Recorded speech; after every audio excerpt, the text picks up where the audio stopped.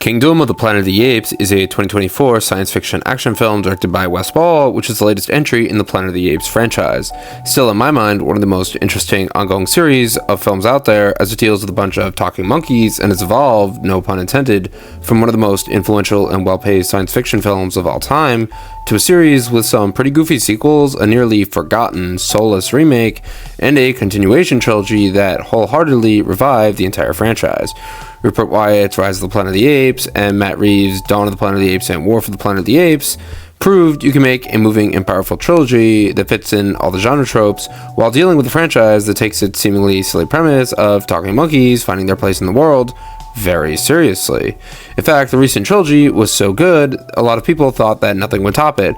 And along comes Kingdom of the Planet of the Apes, which might not be the best sequel. It's no The Two Towers or Judgment Day or Empire Strikes Back or The Way of Water, in which it builds on everything that comes before. And that's not an insult either. The new Kingdom of the Planet of the Apes movie is a really solid, really sturdy film. And while it's not a franchise best, it might not have the intensity of Dawn and War of the Planet of the Apes, for a new entry in a saga that hasn't had a film in just under 7 years, it's still really good, and much better than those cheesy Apes films from the 70s. So let's talk about that today. Let's discuss how Kingdom of the Planet of the Apes uses several distinctive genre tools to elevate what could be a simple action film with talking monkeys into something way more. So the first thing is Kingdom of the Planet of the Apes is really good at world building. It's a movie that deals with concept that in other hands might not be taken as seriously, yet here it works. Like, what if Marvel made a Planet of the Apes film, or a studio with the intentions of Marvel made one? It might lose its heart and purpose. Apes works really well because it takes itself very seriously, but not too seriously, so you can't have a good time watching this film. The movie doesn't have to have this tone, and yet it does. It's dark, and it's grounded, and while not brooding, it still feels like things are very much at stake in this world. That's why I bring up Avatar. Avatar is not that complex. It has a very simple story, yet it works, because it's grounded and makes you feel for its characters, on a very baseline level, and because of that, it works. The new Planet of the Apes films open with a group of apes out on a hunt, and there's this bonding and chemistry we get without even any dialogue that immediately throws you into this world, and it's quite enthralling. We meet Noah, Anaya, and Sula. Even without any lines of dialogues, we follow these apes, and we're already on their side as we watch them attempt to navigate the trees and mountains of this forest world to retrieve an egg, which we later learn is part of this ritual these apes perform in a ceremony for their village. It's a great introduction to show these apes on a hunt and see how they survive and exist, just a day in the life of an ape. The opening scene is crucial because it introduces you to this world and gives you a sense of purpose. Much like Avatar, you're seeing how these seemingly alien creatures live. Like, it's very odd to follow the lives of monkeys as if they're main characters. They're animals, they're not humans, which are usually what protagonists in live-action films are. But here, the filmmakers bring this captivating and almost logical goal where the monkeys have to scramble through a forest to retrieve this important egg for a ritual. And it feels like something that could happen, not only in our world, but in the world of the movie. It's like the added-in elements of the fact the monkeys can speak and having these rituals add to the feeling of fantasy and immersion. You're not just watching a nature documentary. Avatar has similar sequences too, where the kids run through the forest and go to parts of the woods where their parents tell them not to go. It's relatable. It makes sense in our view of the world. Even though they're aliens, they still are basically like people. They are mischievous. They try to one-up their older siblings. They're playing around as kids would until danger comes. That's exactly the formula Kingdom of the Planet of the Apes uses, and it's great.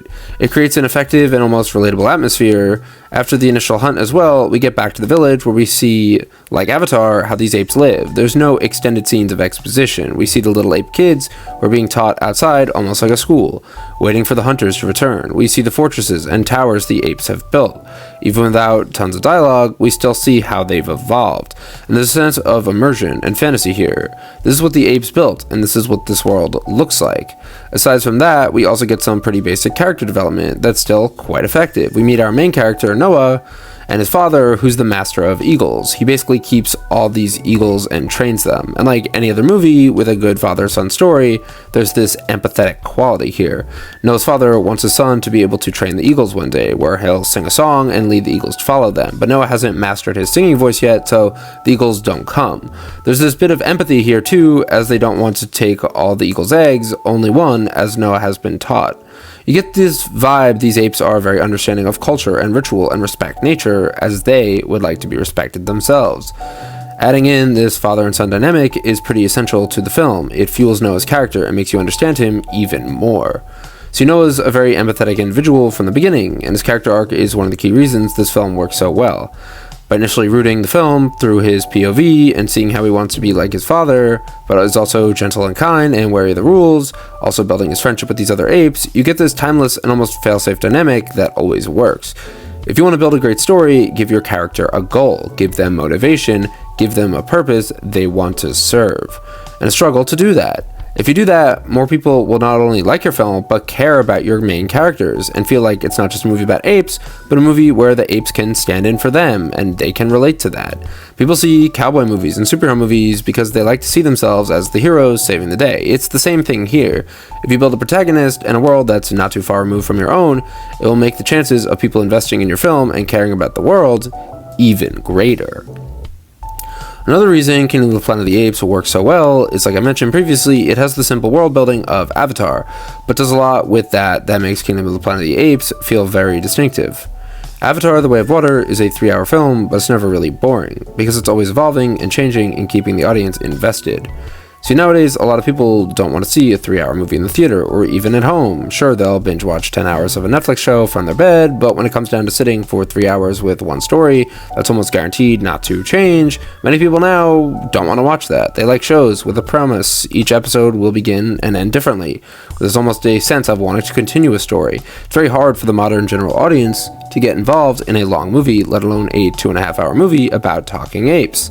If you're going to make a long movie, or any type of blockbuster movie at all, you need to keep things evolving and engaging. Change the locations and character dynamics. Make things feel different when they were a half hour ago. Keep upping the stakes and the goals of your film, and if you do this, your film will get better while leaving audiences more involved. This movie is really good at doing this. Nothing ever really feels boring, and just when the movie feels like it's spending too much time in one location or with a select group of characters, something happens, like in Avatar, that brings you away from this. There's a conflict. We meet new characters, or there's a location change. The first 20 minutes is really good because it's all world building. It lets you soak in this world where you get to meet Noah's family at the village he lives in. You get the sense of how they live without there being some obvious conflict. And then, right away, when it feels like we might be spending too much time getting to know this world, there's a massive conflict. There's an invasion from another group of apes who burst into the village like they own it and start burning everything down. There's fighting, there's chaos, there's real conflict, and because we've spent all this time getting to know these characters, it feels earned, it feels real, it feels like we are being attacked, and it's really immersive. And it's a perfect time to do this. You spent 20 minutes getting to know these characters, really living in the world, and then right when you feel like, okay, maybe it's time to move on, boom, something happens.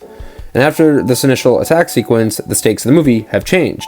Noah watches as his father gets killed, and now he has a goal: to find the apes who attacked his village, discover the motivation behind it, and stop them. There's also this little downtime right before this invasion occurs where Noah is walking through his village at night, and he comes across a female human who's scavenging for food. And while it's just a bit of conflict, it still is a building block to the plot. The full-scale invasion hasn't happened yet, and there's this curious moment where Noah watches this girl try to take some food from his village, and she runs away before he could stop her. So now there's all these different factors that come into play here. We want to see how Noah's going to deal with these invaders. We want to see if this human girl who he encountered is going to come back. The stakes have been raised, the excitement has been built, the fuel has been lit, and there's all this potential plot moments that can come from that. And the film keeps evolving from here now. Noah sets away from his village into the wild to find the invaders. There's a moment of tension when he comes face to face with some apes who discover his horse and are hunting for him. There's this intense hunt sequence where he ends up escaping and being rescued by an orangutan named Raka. And the introduction of Raka is a really smart move that a lot of movies present. He's the supportive side character who agrees to help Noah and who has some really good advice. He's almost like the stoic older man character, like Yoda, or like Alfred in the Batman series. He's there to offer help and support, not just for Noah, but for us, the audience. He presents this balanced and understanding view of the world, where Noah is filled with rage and he's confused. It helps balance out how an audience might view the movie. Raka is there to explain certain aspects of the world that audiences who have not seen the previous films might be curious to know about. He explains how the world once belonged to humans and how the apes have since come along and taken over. And aside from just being a device to deliver plot exposition, he has this heart and kindness that is sweet to watch and helps Noah feel more comfortable. Aside from that, he also has a couple lines that deliver some humor without overwhelming the film with comedy. It's a perfect balance, and it comes at a perfect time. Introducing side characters like this, who are important at delivering plot information but also balance your film's tone effectively, can be really important if they're added in well. And Rocca is a great character because he comes in right after there's been a big conflict and there's a little bit of downtime, and meeting this new character adds a new thing to the film. He's delivering new information from a new perspective, and it isn't like there is a ton of characters on screen, so the movie doesn't feel overcrowded. Take, for example, a big reason why people are citing superhero fatigue as killing movies. It's because there's a lot of cameos, a lot of unneeded extra baggage that just weighs down the film. If you have one character who's going through a bit of a struggle like Noah is, and then you want to introduce one character like Rocca to balance them out, it really makes your film flow more smoothly, like when Luke meets Yoda in Empire Strikes Back. It just adds this dynamic that didn't need to be there, but because it's there, it benefits your film. And then there's the introduction of the human character May, who've been following around Noah and trying to steal his food. I think May is a really fascinating character and a really great addition to the series. When I first saw the posters for Kingdom of the Planet of the Apes and I saw it was a bunch of monkeys and a really hot girl, I just thought, okay, they're just trying to cast someone to market this movie. I mean, I get it, right? It will help more people see the film, but she actually serves a really great purpose as opposed to just being this figure to attract audience members. And I mean, yeah, it's Hollywood, you need that. There's this excellent dynamic here where May is this human survivor who's just trying to scavenge the world that is now dominated by apes and literally has to hide and crawl through the forest to survive. She's afraid of being seen or spotted. She takes pieces of food from Noah, and it's not until she sees him and Rocca together that she feels comfortable, only because Rocca is wise and understands she's just scavenging for food. So he allows her to put her guard down. He tosses her some apples. He causes her to feel more relaxed and convinces Noah to even toss her a blanket. He wants him to show her empathy. They both show their sympathy and their dynamic changes from there, and now these three unlikely characters are together for the film. And it's a really great dynamic too. You have Noah, who's a bit nervous around the humans because, after all, she did steal from his village. You have Rocca, who understands how humans are no longer the dominant species on the planet and treats her almost like an animal, although one that should be respected and not hunted. And then there's May, who has this kind of ambiguous perspective where you think she's just scared of the apes and you're not really sure where she stands in the film. By adding in all these characters, though, you have a really great development that's always evolving and keeping you interested in where the story's going next. And soon after May's introduced, the story already kind of reaches a halfway point and needs to introduce some more conflict. Right after May and Noah really feel comfortable around each other for the first time, thanks to Rocca's wisdom, the film shifts from being in this kind of downtime into action and continues to elevate.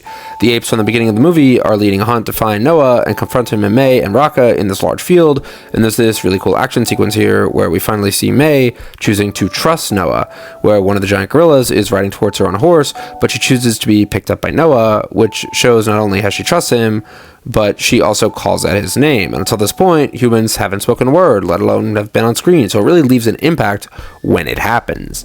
And there's also some funny dialogue between Rocca and Noah, who are debating if the girl actually spoke. And then she does speak again, and Rocca drops his bag he's holding, which is a great moment of comedy. Everyone in my theater was laughing at this. And it's from this moment on that the character dynamics in the film really change, and we get to see how May, who I thought was just going to be this random hot girl they used to sell the movie, actually serves this really important role as being this point of view for the audience from the human perspective. She doesn't trust apes. She belongs in a world where humans were dominant. She thinks humans should be the one who rule Earth, not the apes.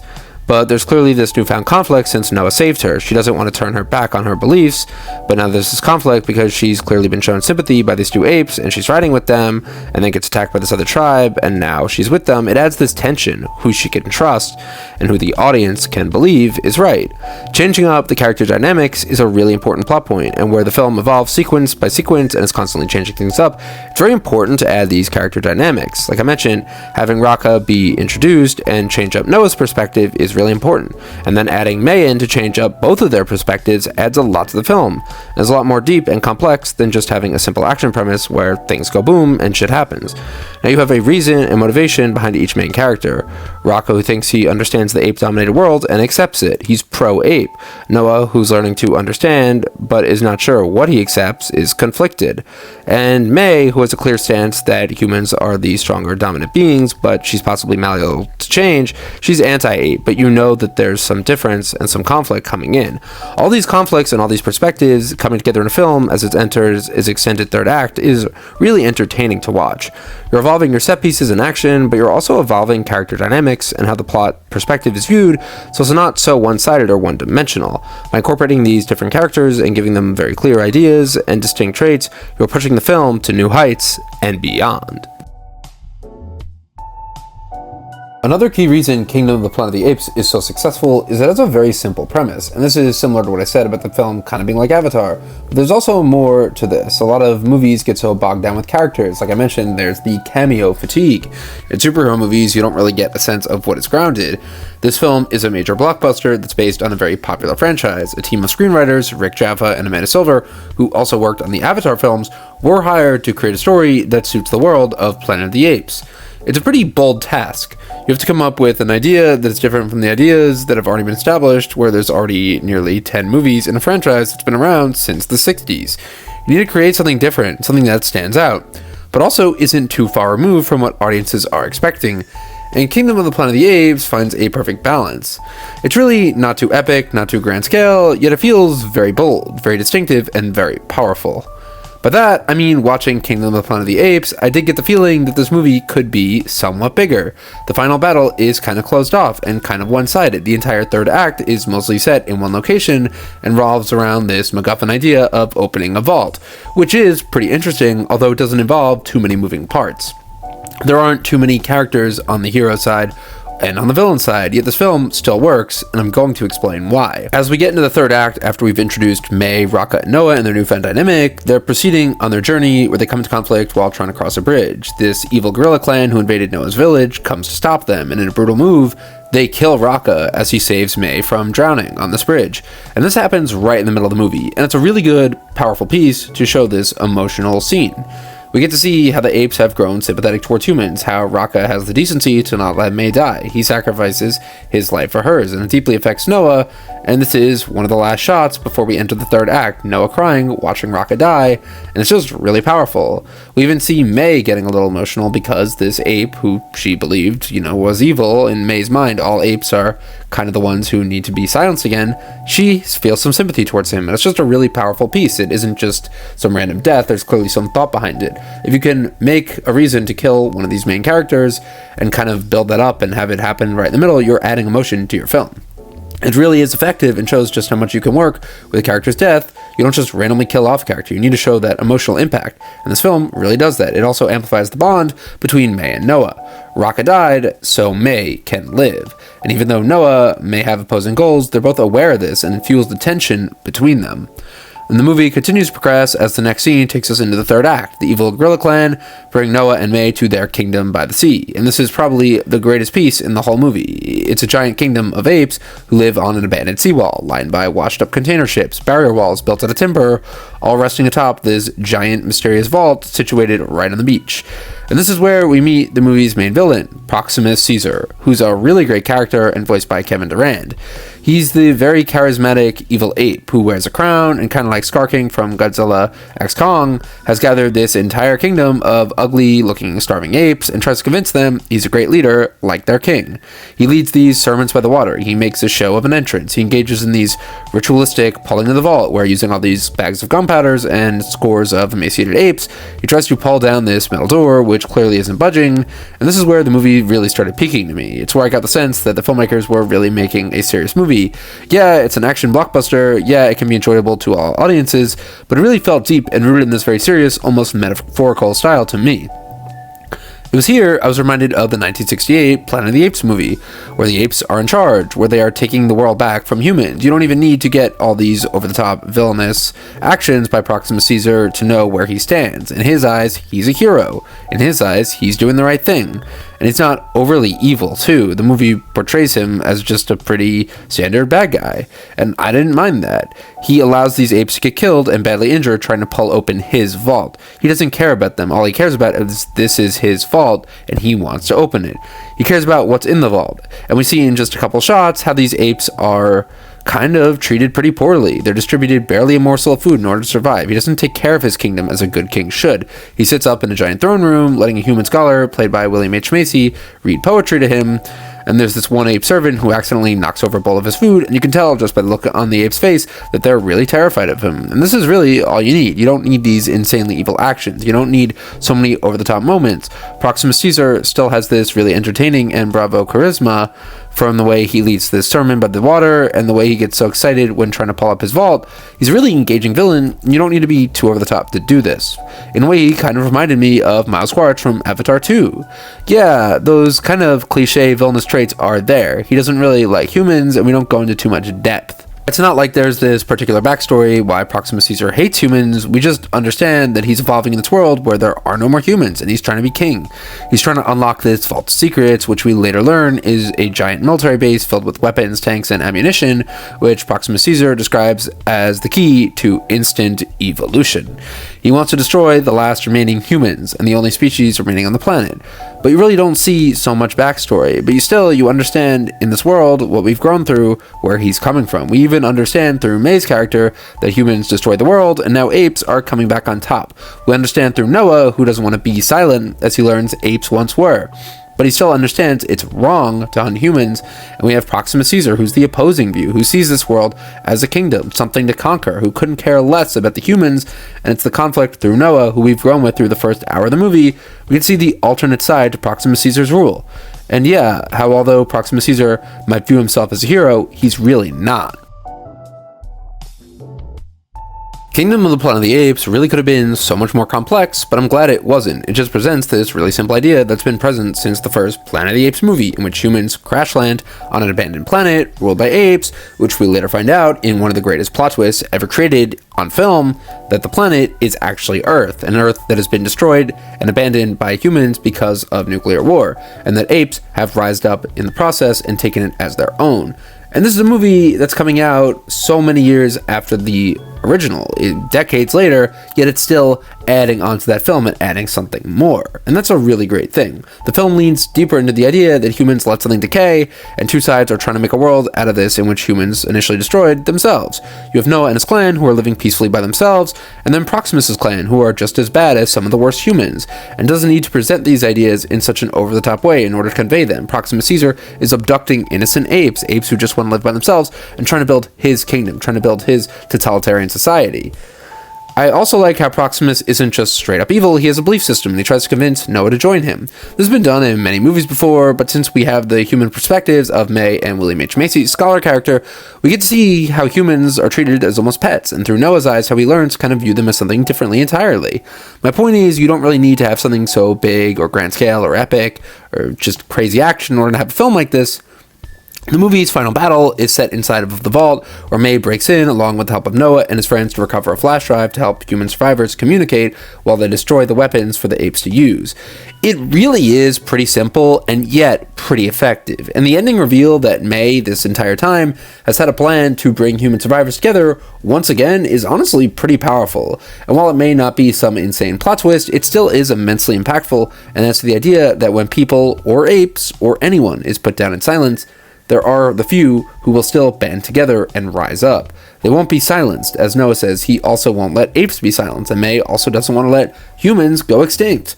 There are these really two great opposing sides in Noah and May, and by the end, they kind of reach this stalemate where they both are not sure of each other's friendship, but they both have a goal they want to achieve and are going to achieve the film. They're going to achieve that goal, and the film leaves room for a sequel. And there's certainly going to be a sequel. But it still ends in a way that we can feel satisfied with. Proximus's army gets destroyed because Noah and May team up, and even though they've teamed up, there's still this tension between them. In Kingdom of the Planet of the Apes, the final act is so good because it features the resolve of showing Proximus's plan being foiled.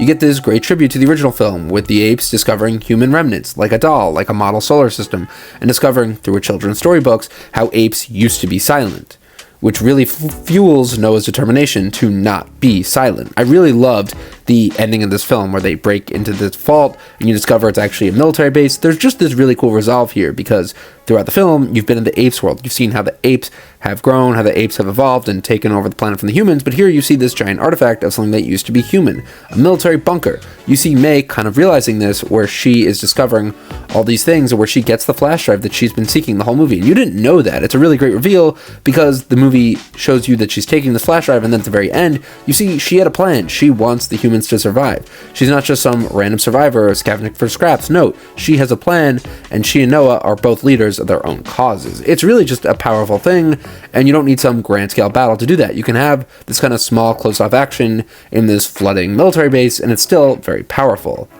This movie has the typical formula for a final battle, where May floods Proximus's vault, the apes can't use the weapons, and she and Noah and his friends have to escape, and of course, there's Noah learning to overcome his fear of not being able to master the Eagle's Call, and in the end, he finally learns to do so, and manages to take down Proximus by summoning the Eagles to knock him off a cliff. It really is full of setups and payoffs, and feels earned, while still having this very powerful, impactful message that people can't be silenced. And also, Proximus' death is just cool. I saw this in a 4D theater. Everyone was cheering and clapping by the end. It was just a fun time. So there's a couple really important lessons to learn from Kingdom of Planet of the Apes. You need to build strong character dynamics and have really good opposition. You can have two characters who might have opposing views, and you don't need to have them exactly come to terms by the end, as long as they learn to reflect off each other, and that's still powerful, just enough. You don't need to have incredible set pieces, and while it does help as long as you have a villain who will greatly contrast the hero and challenge them and even challenge their own perspective on side characters, they don't really need to agree. They need just conflict, and you need to resolve that conflict with something that's been properly set up, like Noah trying to master his father's eagle call. If you're going to build up to a satisfying ending, you need to bring all these elements together and make them work.